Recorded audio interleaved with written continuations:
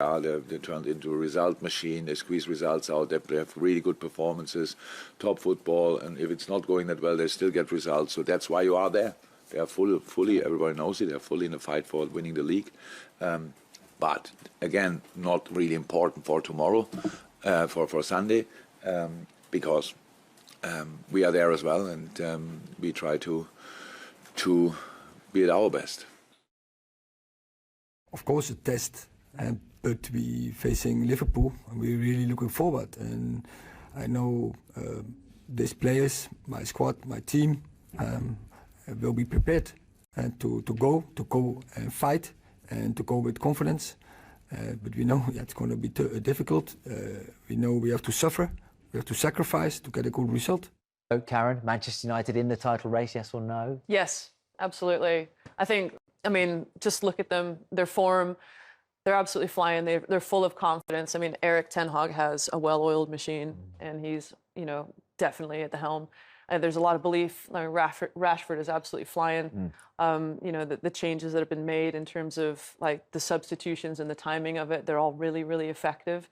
So I think Erik ten Hag is very confident in his strategy and his decision making.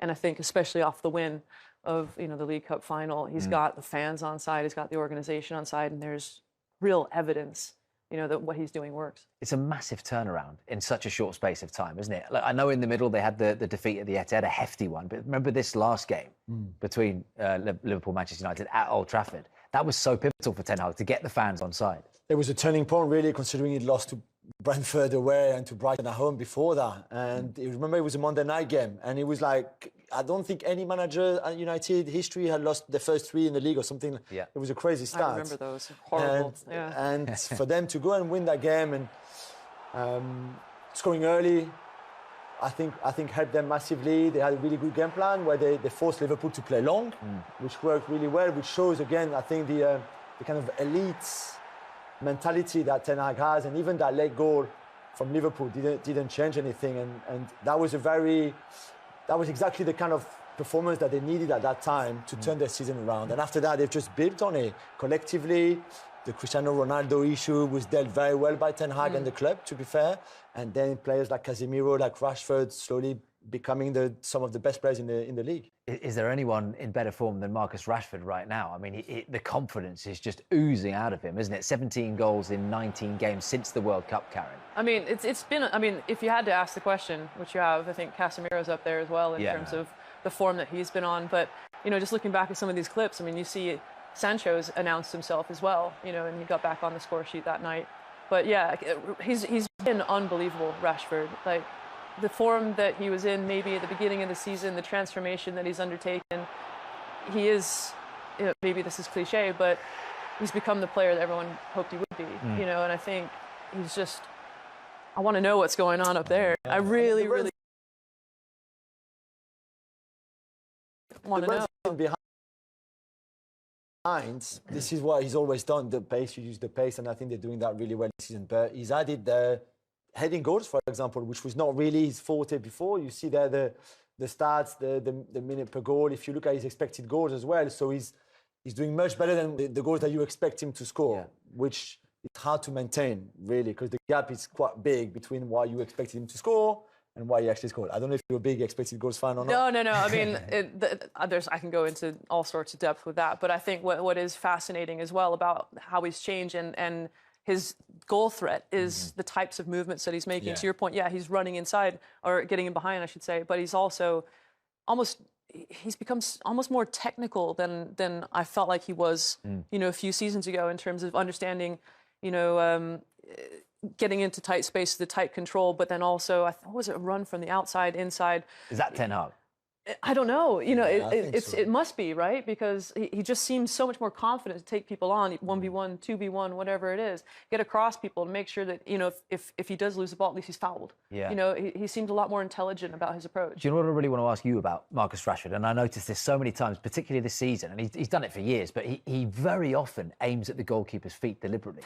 Right? You don't see a lot of strikers do that, try and pick out corners top and bottom. And he has so much success with it. I mean, is that a keeper's night? Interesting, isn't it? Because I think a lot of times with him as well, there's not very much backlift.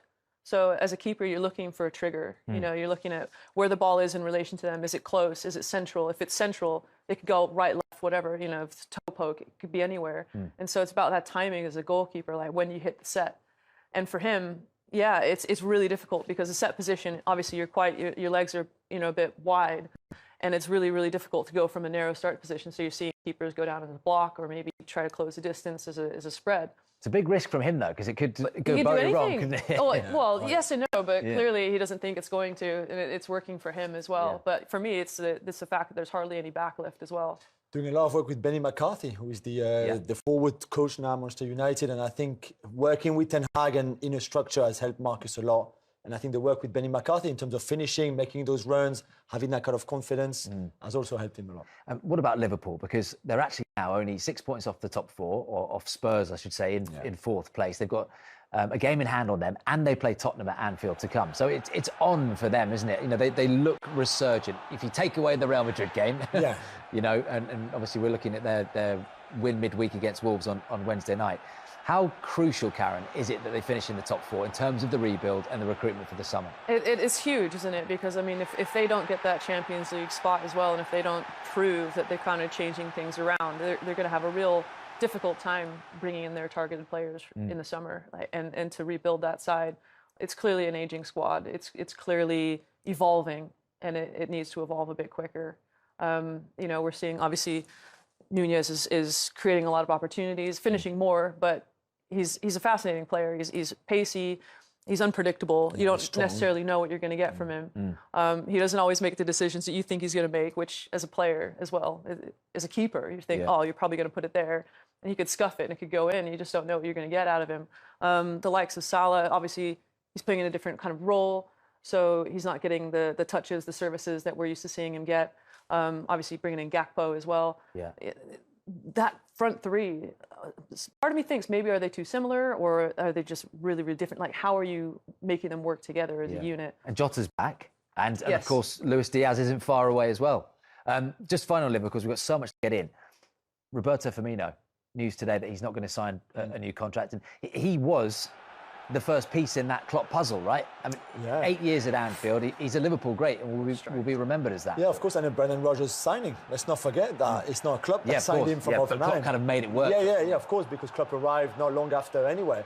But I mean, maybe the best sort of forced number 9, or certainly different number 9 than the one we were used to before. We were talking about Haaland earlier. It's so different because he's almost a 10 and a 9 in the same player. It was so good with that Mane and Salah because he just make them play, and the service was great. So they will miss him, and I don't know if you can go and find a similar player. No. There's not many. Great signing for someone, 31 years old. You can imagine him going to Bayern Munich and scoring 30 goals a season. There's more good years in him. For sure. Yeah.